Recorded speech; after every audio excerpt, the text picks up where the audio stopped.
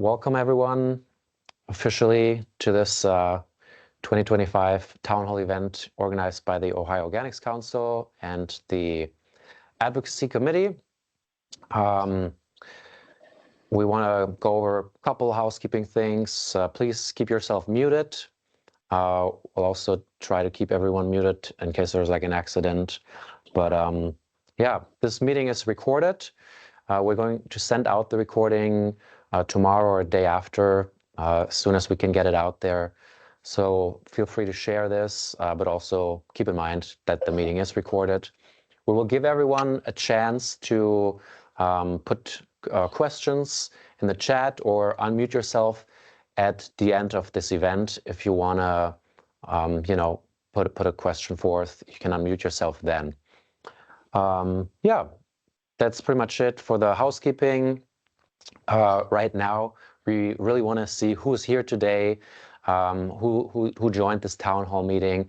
If you could just put your name, the role in your organization, the name of your organization, and the county that you're from right now in the chat, that would be amazing. Then everyone can see who's there. For us, it's really good to keep track of who's attending, get a better idea of who's involved. Yeah, so do it right now. And then Tim, I'm sorry, Yeah. can I just jump in? I did create that poll. Is it okay if we launch it now? Yes. Awesome. Yeah. So that's perfect. We have a quick poll. It should pop up on your screens, asking you to identify whether you are a composter, hauler, legislator, represent a solid waste district, another government entity, or another category. Please let us know. Thank you. Yeah, and this poll also helps us to get more data and background of, you know, who's here, and helps our advocacy work.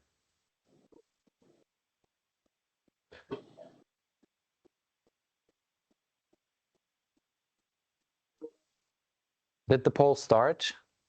Yes, it's on my screen. That? Okay, great. I'm not seeing the poll. Take a look at the chat as well. It's a little buried in the chat. Oh, okay. Okay, This is a new that's where feature. it I've is. not used it before. It popped up in the middle of my screen. Okay, perfect. Yeah, Jane, Everybody finding? I was going to jump in. Jane, this is Charles Schumacher. It looks like you can only click one of these, because I was trying to do government and a home composter, but it only lets you choose the one. So Oh, I went with thanks the for official pointing that capacity. out. Yep. All right. Yeah, if you're government and home composter, I would suggest that you select government. I think that's probably your priority here, or at least how we can identify you guys.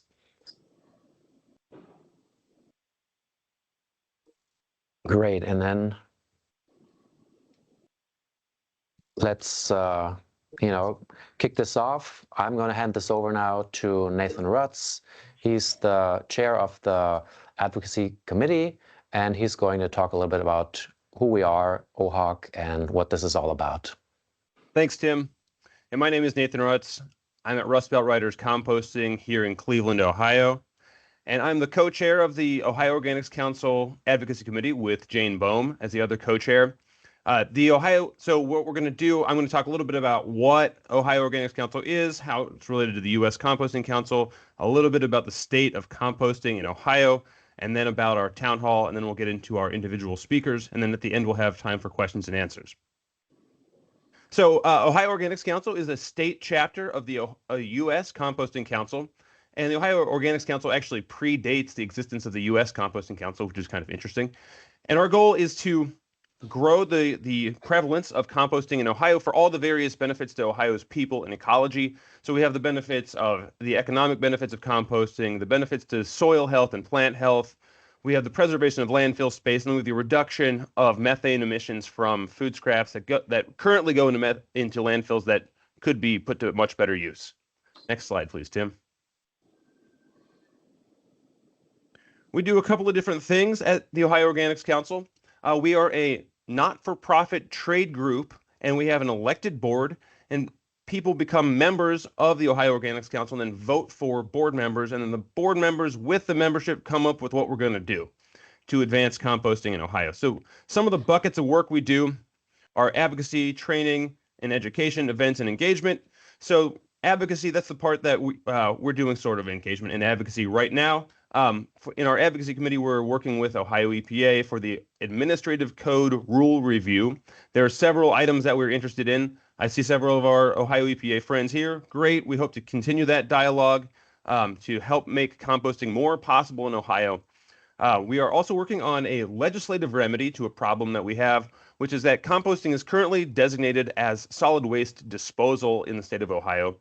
We think it's agriculture because we cultivate microbes to cultivate compost, and that is very much like agriculture. And if we are considered agriculture, then we would have fewer problems with zoning issues throughout the state because we think that more composting needs to happen in the state.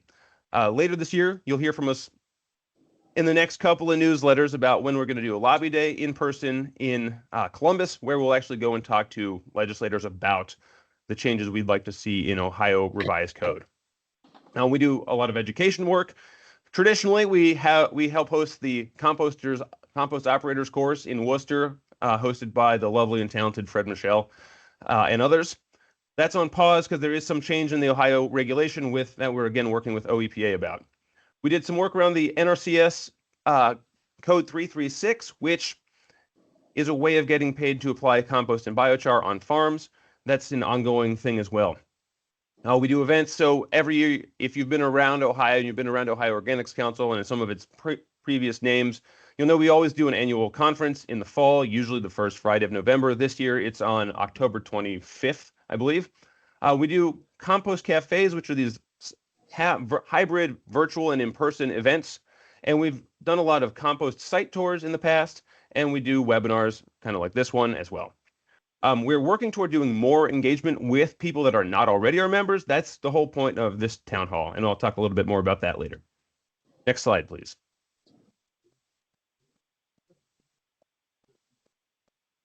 So in Ohio, we have 305 registered facilities, and most of those are class 4s, which take yard trimmings only. And so those are the vast majority of everything composted in the state of Ohio is yard trimmings. So over 1 million tons a year is typically composted of yard trimmings in Ohio. So by far the most. Amazing. Great. We're glad they're there. Class 3 can take yard trimmings and animal manures, and now some things like coffee and tea wastes. And those class 3s took about, well, it's not necessarily just class 3s, but about 100,000 tons of animal manure was composted in 2023. And then class 2s can take food scraps, animal manure, and yard trimmings, and those, there are the fewest of them. I think there's the biggest room for more of those. And we composted about 60,000 tons of food scraps in Ohio in 2023, which is the most recent year for which we have complete-ish information. And according to that data, we have about, of the 305 registered, about 253 actually did some composting activity in 23. And that doesn't include biosolids composting, which is sewage sludge composting, which is another important aspect of composting, but it's regulated under wastewater treatment rather than under the composting regulation because sewage sludge is considered not to be solid waste. So it's just a legal definition that makes things a little bit strange. Next slide, please. This is a map of showing where all the various composting sites are. As you can see, most of the dots are green dots, meaning that they are class 4 compost sites, meaning that they take yard trimmings only. And they're pretty well distributed around the state because we have population pretty well distributed around the state. Next slide, please. So the stuff that goes into Ohio's landfills falls in a couple of different categories. Municipal solid waste is frequently shortened to MSW, and it's about 60% of what goes into landfills. But most of this here, so this can get confusing. So what we're showing on this graph is just the fractions of municipal solid waste. And apologies to Lindsey Grimm from the Ohio EPA, who is on this call, who has graciously provided us with some information from a Swiffer grant where they're doing actual studies of what's in landfills in Ohio. I developed these numbers based on the US EPA numbers, not the Ohio ones yet. I haven't had time to dig through. There's a lot of categories. So anyway, on broad strokes, though, we see that in landfills, there's most of the material, by far most of the material in municipal solid waste is either compostable or recyclable in some way. So there's stuff that's hard to reuse, but that's only around 12%, whereas the compostable fraction, that includes food, yard trimmings, and wood in this case. And the recyclable stuff is glass, plastic, paper, and metals. So we can see that there's a huge amount that could be recycled and composted of what actually goes into landfills. And a graph that I couldn't put these next to these bars because the volume is so tiny, the tonnage is so tiny. We're landfilling, these millions of tons of food a year, and yet we are only composting about 60,000 tons a year. So it's just a pitiful amount in comparison. So there's a huge opportunity. It's a huge problem. It's a huge opportunity. That's why we're here. One of the big reasons we're here. Next slide, please. So in 2025, I better speed up. I'm taking too long. We are doing the rulemaking. We already kind of talked about this, so we'll just skip this slide. So we at the advocacy committee were like, okay, we talk to each other all the time, but we know there's a lot more composters out there that we haven't talked to, that we haven't heard from, that aren't already members of Ohio Organics Council. Doing it on the ground and hear what your issues are so we can incorporate that into our work to all together advance composting in Ohio for all the benefits that it brings. So between the advocacy committee, we called 70 folks and composters and haulers, and we actually talked to 23 of you. So if you're one of those 23, thank you. If we called you and we didn't talk to you and you're here, thank you. So we're really glad to be able to start more conversations with folks, and that's the point of this town hall. Next slide, please. We heard about, three main buckets of issues that were all pretty evenly spread across. And then, of course, some of you unicorns, magical people have no issues, which is incredible to me. But we heard equally about issues with education, particularly educating the markets. So that's both people that could be paying us to pick up stuff or receive stuff, and markets for end products.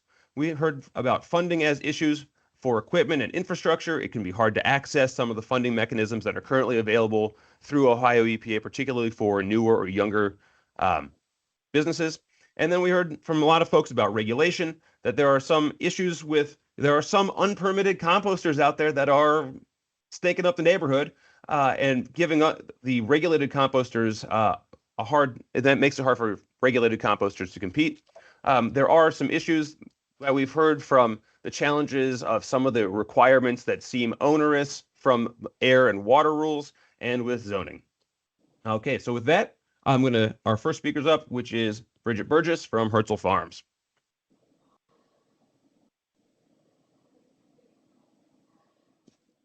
Hi there. That was great, Nathan. I was one of them that put in for education of composting as far as the process, and also for education of what compost is and a marketing standpoint to the end users.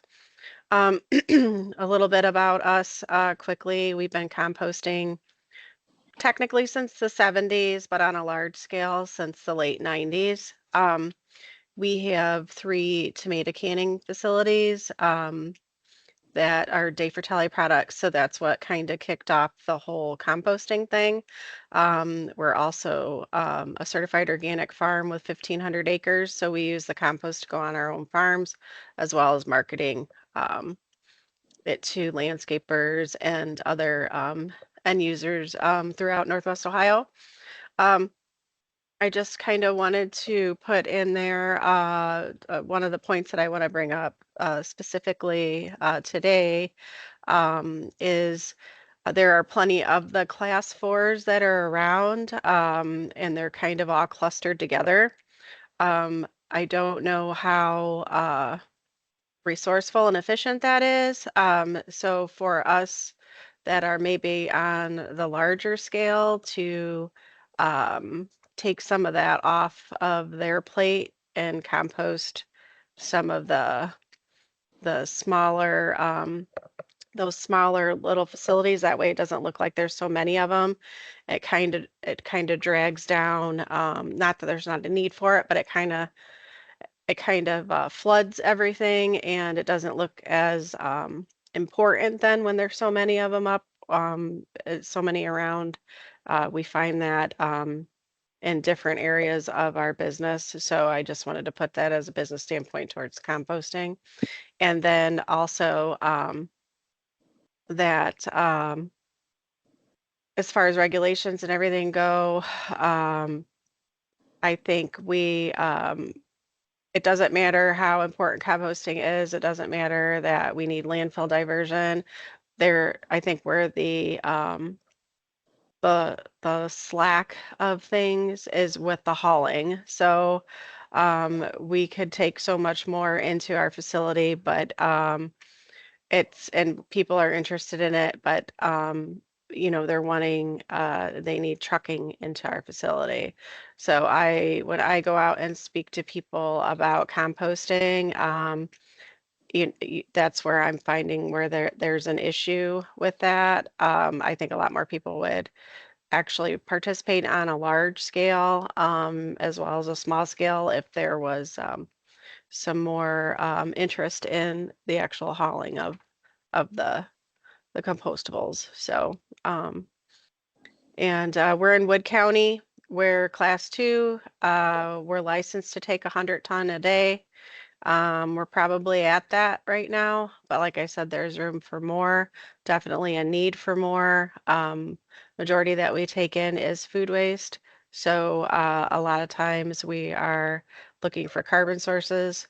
And it's kind of discouraging when Wood County landfill has this huge pile of wood chips that they swear that they're going to sell, but it's been the same size, and when we could actually use it for something good for composting. So I think that's my 3 minutes, and if anybody has any questions or anything, I put my contact in the chat, and feel free to contact me by email or send a chat here, and I'll be happy to collaborate or answer any questions. And we also invite people out to our facility all the time, anywhere from Girl Scouts to grad students, environmental sciences or something. So we welcome everybody out to our facility. Thank you, Bridgett. Next up is going to be Birri, and they are biosolids specialists from Franklin County, and they're working at Contil. It's a biosolids composting facility.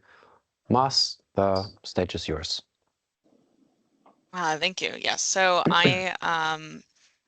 I'm very unique within this composting world, one of the people that's not regulated by the rest of the compost rules. And our facility has been around for a long time, got started in 1980. And yes, we're very unique. I think we are the only biosolids composter in the entire state. So when asked about what we wanted and what we needed from this network, what I had talked about was just having a difficult time connecting with the other biosolids composters more nationally.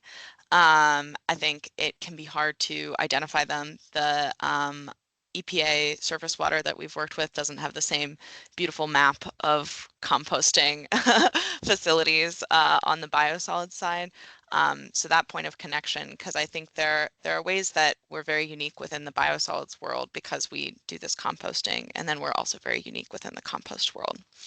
And one of my pain points, especially recently, with the expiration of our most recent contract, is we have been certified with the U.S. Composting Council Seal of Testing Assurance, the third-party testing program that lets you have the little sticker that says that we are a certified compost. And I think that that's really valuable to us specifically because sometimes there can be a lot of concerns around biosolids compost specifically, unlike food waste compost.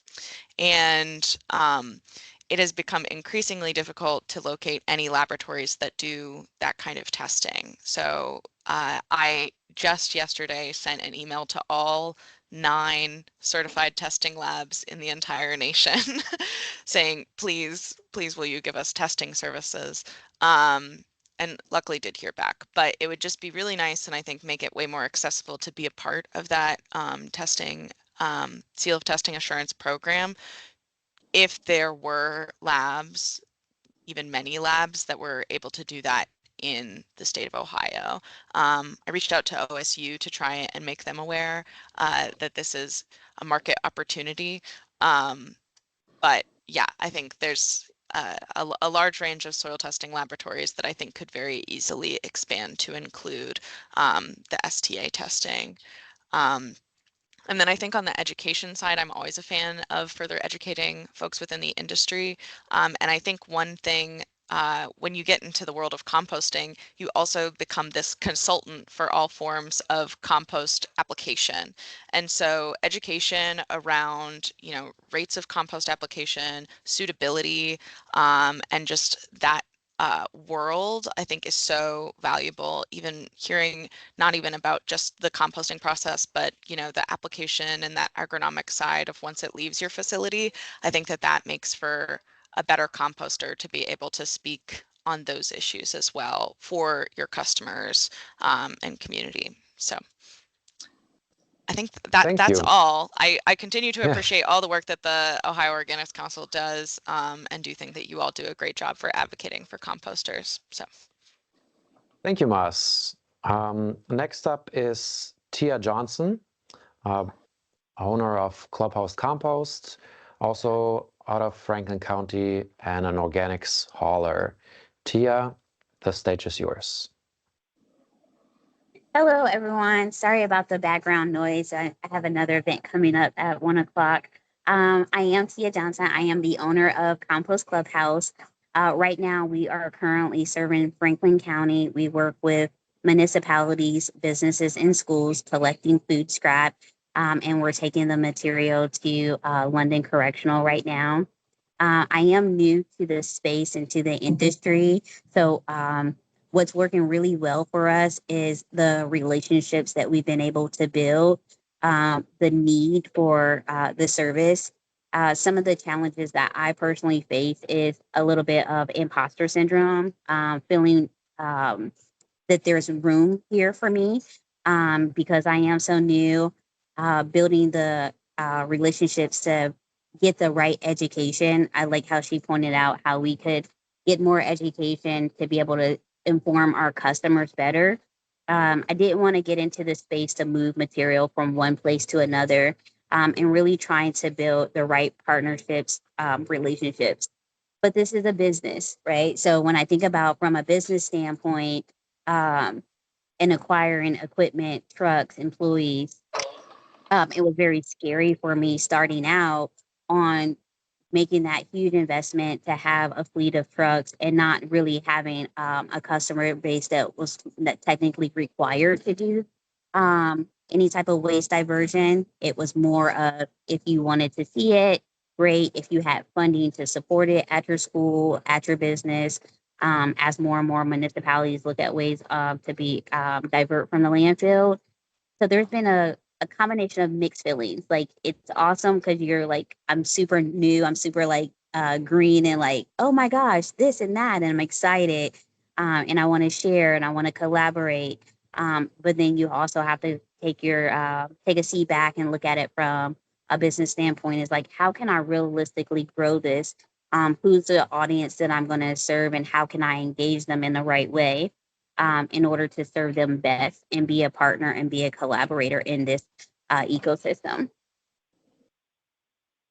I think that's my 2 minutes, but if you have any questions, my information also in the chat. Thank you, Tia. And well, we're going to have a Q&A at the end. I'm not sure if you're going to still be with us then, but thanks for putting your information in the chat. Okay. Next up is David Andre with GoZERO Services. He's an organics hauler and a farmer, and he's also an OHOC board member. And yeah, David, the stage is yours. Thank you, sir. Can you hear me all right? Yes, we can hear you. Perfect.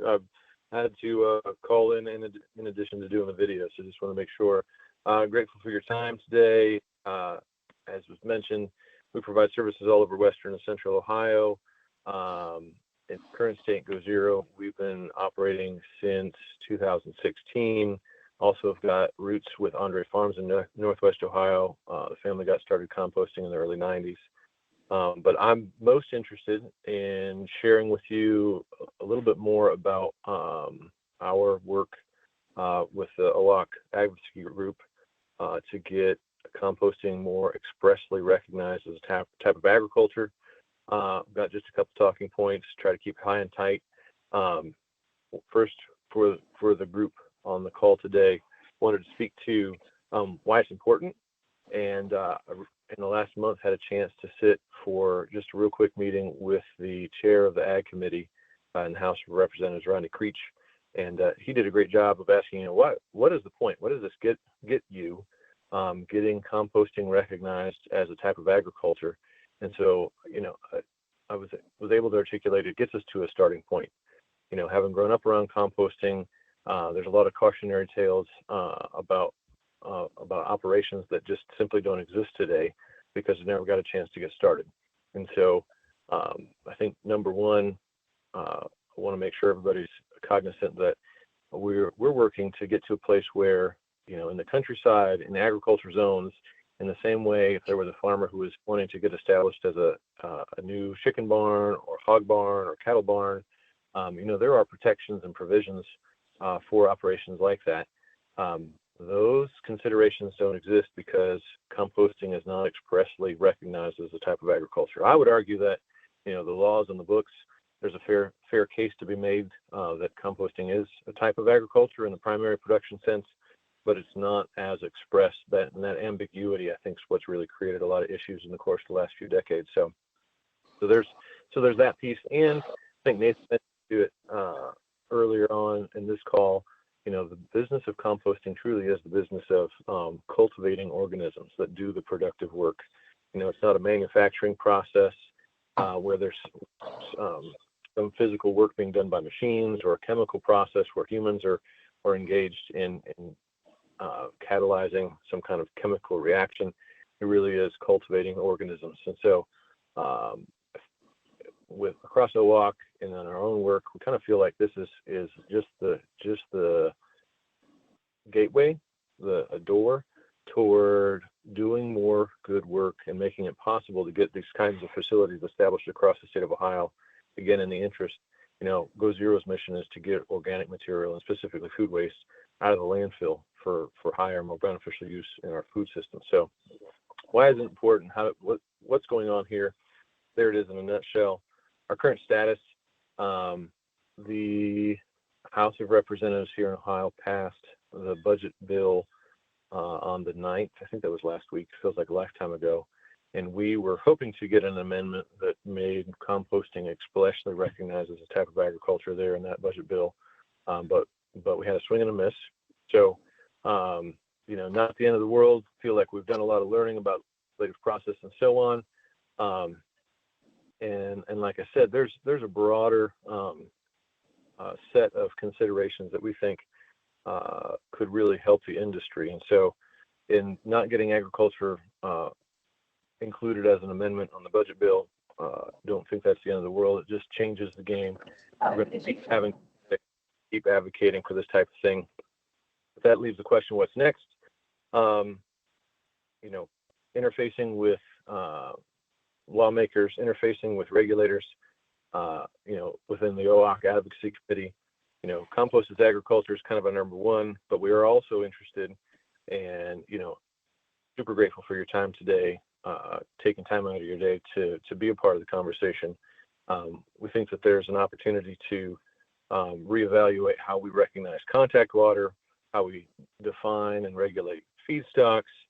I think Nathan spoke to at the top of the call about how composting technically doesn't qualify. It's not really a type of disposal so much as agriculture, obviously, but and so to clear some of those things up, there's a broader set of topics that I think now that our opportunity to get a budget amendment recognizing composting and agriculture is kind of pretty well come and gone. budget still with the Senate, but while it was with the House, was really our window of opportunity there. David, I'm going to put you on the spot because we're really focusing on individual stories, and I want you to tell yours. The reason we are focusing on composting is agriculture has a specific tie-in for you, and I think it'd be valuable for you to share your specific, taking your OHOC hat off and putting on your I am a hauler trying to be a composter hat on, and tell us that story briefly. Yeah, sure. In a nutshell there, my wife and I, we bought some acreage, a little under 22 acres in Logan County in 2021. The intent was an agriculture zone to establish a composting operation. We've now got all the permits in place and we're, ready to initiate construction, but it's been a huge journey because of the ambiguity in state law about whether or not composting is agriculture. And so our local township authorities, local zoning authorities, again, back to, Nathan, you had a lot of good things to say at the top of the call. The ambiguity and the concern over class 1 composting, where, it's very much a solid waste mindset. We had friends and neighbors who were concerned that we were trying to start a solid waste processing facility. And that's just not at all been the case because the nature of what we're doing is in fact very agriculture. So maybe that's a little bit better attempt to try to speak to our own circumstance. The good news is that we've navigated a lot of that, but we want to try to help others in making the path easier to get composting established. Jane, does that speak to what you're hoping for? Yeah, thank you. Thank you, David. I think it really did summarize this. Currently, it takes 3 to 5 years to establish a new composting facility, and that is a very long time horizon, especially if you're a business owner. It's just too much uncertainty, really, and that's what we're trying to clear up. Thank you, David. Next up is James Croskey, and he is a Class 2 facility operator from Wayne County. Jim, the stage is yours. Well, thank you for having me speak. I'm actually from Holmes County. It's a Shreve address, which is Wayne County, but I'm in Holmes County. I was just a new composting Class 2 facility at the end of June of last year. I'm a recovering dairy farmer, so we have no dairy cows anymore. So my big idea was to take food waste and make compost for my nutrient plan for the farm. We farm about 500 acres. Filling out the paperwork to become a Class 2 composting facility was kind of above my pay grade.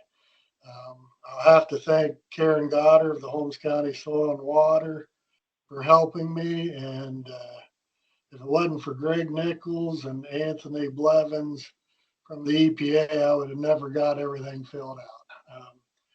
But we got her done. It only took about 6 months, I suppose. And last year we removed about 1,100 tons of food waste from the landfill. So compared to the manure I used to handle in a year's time, it wasn't that much, but everyone seemed pretty excited about it. So I am too. One thing, I am the only Class 2 facility in Holmes County. So our health department, Sarah Burkholder and her crew, is my governing agent, or looks at what I do.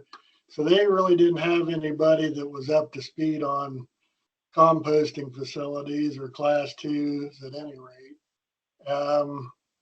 So I'm kind of new to the Ohio Organics Council, but I'd really like to see us become a clearinghouse for information where people can come in and say, that Jim Croskey, he's doing this. Is this what he's supposed to be doing? And that would probably be helpful for everyone. But I was just really taken back with all the excitement the commissioners, the solid waste district, everyone I've talked to has been helpful and supportive. I'd say the main thing that's holding me back is a lot of concrete. We all know how expensive that is. But yeah, it's been exciting, and I just would like to thank everybody for their help. And I'd like to thank the Ohio Organics Council for their help also with educating me.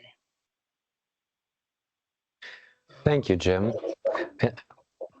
It's great to hear some, some voices where it didn't take that long, and yeah. Well, good luck with getting the concrete for your concrete pad. Well, thank you. As a farmer, it seemed an awful long time for me. Yes. We're used to making hay when the sun is shining, but I'll take your word for it. Yes, thank you, Jim.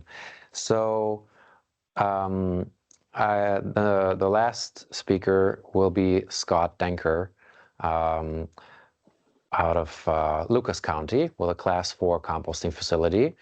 Scott, the stage is yours. Okay, thank you, and appreciate the opportunity to speak with everybody today. A little bit about myself. The composting company I started, which is about 2 years ago, is called Springfield Compost. It's Springfield Lawn and Landscape LLC, doing business as Springfield Compost. So started a landscape business back in 1987. And I've been doing it ever since. Started an company called Aqualon, which is an irrigation business, in 2002. And since I've combined all of my landscaping, hardscapes, maintenance, full service, basically landscape, into a company, into the Aqualon LLC company. So we have 11 and a half acres here. We're just outside of Toledo, Ohio. And we have our own debris that we bring in. And so starting to think about getting rid of this stuff because there's never enough room on your facility. I started looking into composting, and I had also spoke with the township, the local township, who had delivered me leaves many years ago, and I let it set for a long time and realized what I had afterwards. And I formed a partnership with them to take their leaves at the end of the year. So I'm into my second year of doing this. We took about 4,000 yards in 2023, and then another, probably 5,000 to 6,000 last year. So I've got my second crop going. I've got a big pile of compost back there. And so, I kind of put the cart before the horse, and didn't really think a whole lot about where I'm selling it to. So that's kind of one of my big things is I'm pretty sure it's darn good product, a little more stones in it than I'd like, but where do I go with it now? I went to the U.S. Compost Council, heard a gentleman by the name of Ryan Serrato from Denali speak, and gave me a lot of really good ideas. And I'm from spreading over lawns, and to making, right now we're looking at making, our own topsoil basically. So working with an excavation company who provides us with some soil, and then our compost. So that's kind of the route we're going, but I know there's a lot of people here that have done it before. So those are kind of the things I'm juggling right now, plus running the landscape and irrigation company. So that's my story. Thank you, Scott. Thanks for sharing your story with us. You bet. And yeah, this concludes our our panelists. Now we want to open this up to everyone who's here today. You can put your questions in the chat, and we'll read them out, and then see who's able to answer them. You can also raise your hand, and unmute yourself and speak directly with us. So this is what we're going to do now. I'm going to stop sharing the screen and see if we're getting questions in the chat. And yeah, please feel free to unmute yourself, put forth a question, or if you have anecdotal something like a story to share that fits this town hall meeting, this is the time now. I'll add that we'd be happy to hear from composters, haulers, those who want to get into the industry, but also from the regulator side, maybe there are challenges that you're facing that you're hoping to work on. Any sort of pain point that you have, we're interested in understanding what that is, and if as a community who wants to see composting grow in this state, how we can work together to make that happen, to address that issue.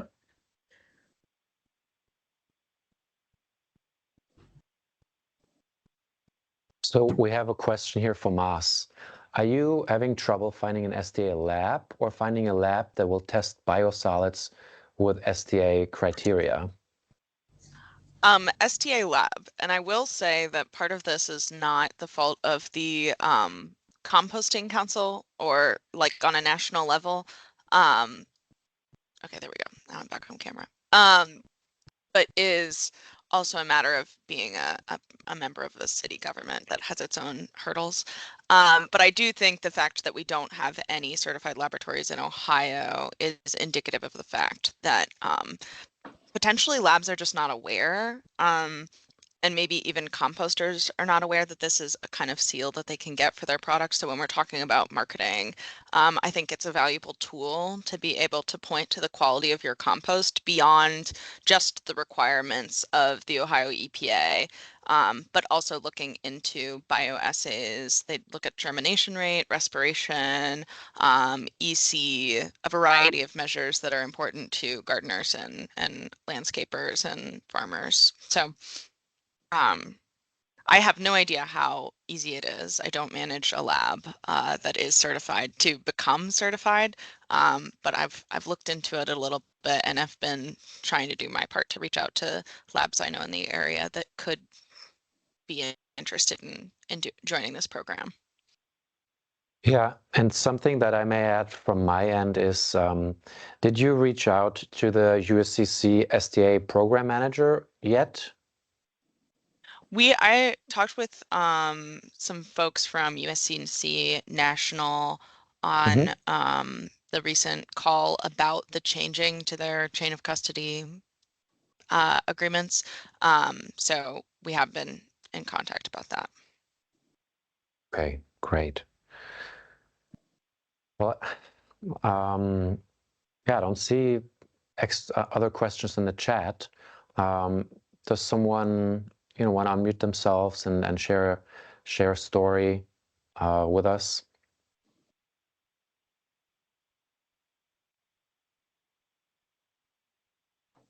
I do know there are a couple of other composters on the call, so if you're not having any issues, we'd still like to hear your story and hear a little bit about your business, maybe where you're located, the scale of your business, whether any of the issues that have been discussed so far resonate with you, or if you have found them as challenges and then found ways to navigate them, though that would be helpful as well.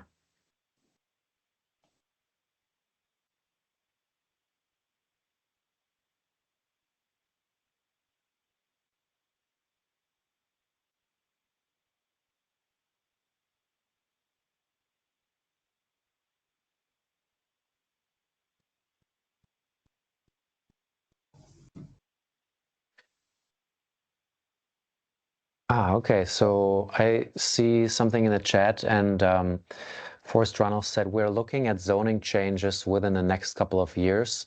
We do have a rural residential zoning district, which acts like pseudo-agricultural zoning. Could anyone send draft legislation for how a compost facility could be defined as an agricultural user?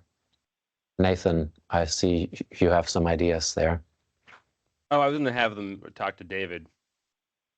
Talk to David. Yeah, Forrest, if you take a look in the chat right above your message is David's contact. And I think, yeah, he would be the, he's a case study on this. Yeah, I'll add David has kind of defined the issue and really been helped really bring this to OHOC and get the attention of legislators. So he has lots of language around this. He'd be happy to share. I will also point out that on our website, we have some model language that we've developed. I'll go ahead and post that chat in the chat. I'll post the link in the chat. Yeah. And Forrest, are you an OHOC member yet? That's also something else. Maybe join the council and we'll support you. Then I see that someone is asking if the meeting is recorded. Yes, it is. And we will be sending out the link to everyone who registered tomorrow or the day after. Easter is coming up. So it might take a couple of days, but we'll try to get it out to you as soon as possible. And yeah, feel free to share it with, other people in our composting community and rewatch. And yeah, Jane just put the link to our advocacy page in the chat. So if you want to look at this in more detail, check it out. Here I have someone else putting the EPA model zoning code link in the chat as well. So there's another resource. So Scott has his hand up, Tim. Yeah, Scott, I didn't see that. Can I add one more thing to what we were just talking about? Yeah. In terms of model language, and I'm not, it's been a while since I've looked at this Ohio EPA model language, but I will say that there are many cities, including the city of Columbus, where I'm generally based out of, that are looking to make it actually legal to bring food scraps and other compostable materials to community gardens. That has been explicitly not allowed in most cities, just because codes have been copy and pasted since, for many, many decades. So there are different model languages for whether you're looking at allowing commercial or, different scales of composting. So those are things to consider, and perhaps the EPA model language, it looks like the images that are represented in that document look a little bit more community ag focused. So I just bring that up. Great. Yeah, thanks for adding this. Here is another question, and it's, as a shared kitchen operator, I've seen growing interest from food trucks in composting during the event, but local regulations prevent them from transporting food waste to our hauler collection location. Is there any effort underway to support mobile food businesses that want to participate in composting? And this is similar to the transport to community gardens Jane has mentioned. Can I ask a clarifying question? Is it about the transporting it specifically? No, it would be if we're talking to composting, not donation. Never mind. Skip that. Is there someone that knows about this? And is this about transporting in the food truck, or what's the issue really? Maybe you can clarify that in the chat. And then Scott, you wanted to comment on zoning and regulations, please. Yes. Originally on my property, there was supposed to be a industrial park going in all around my property. So 20 some years ago, I had it zoned as commercial because that was the most attractive. They made me kind of change my zoning because of the me running a business out of it. And so lo and behold, that it was the most attractive thing to zone a commercial at the time. And so I've got this commercial zoning, and I've seen my taxes just keep going up and up and up. So I'm interested in to talk with somebody a little bit more and get involved as far as the regulations and the agricultural stipulations that we're trying to get established for composting. So I think it could help me out a lot as well. So just did anybody wants to comment on that? Yeah, Scott, would you like to be a part of our advocacy committee? We need lots of brains around this. I will do it. I'm not sure I'm going to be much of a brain, but I'll do my best. Okay. Yeah, and then I also just saw that Charles Schumacher, he mentioned in the chat that food trucks in Franklin County could actually utilize the network of food waste drop-off points. So I'm not sure where you're operating this food truck in which county. That's one option. And yeah, that's probably another pointer. You need to figure out like where you are, what the existing infrastructure is in the area that you're serving with your food truck. Okay, and I see there's some other people chiming in on this issue.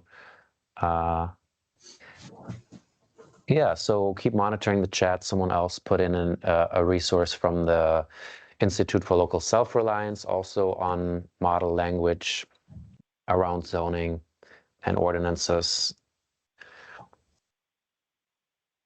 Yeah, do we have other questions in the audience here? Other things that we should bring up in this town hall meeting?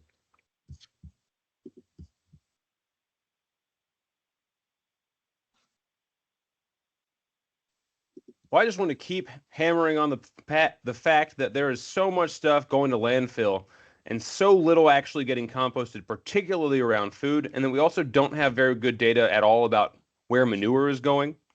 We know that, there's way more butts out there making manure than 120,000 tons. So a lot of it's getting spread in different places. So we just don't know. We don't have a good sense of how well our manure is being managed, at least in the side of the coin on composting. So I want to keep us thinking about like there are single composting facilities in other states that compost more than all the composting facilities, all the food scrap composting facilities in Ohio put together. So there's too many impediments to starting new composting facilities in Ohio, and not enough support at the state and county and local level, in my opinion. And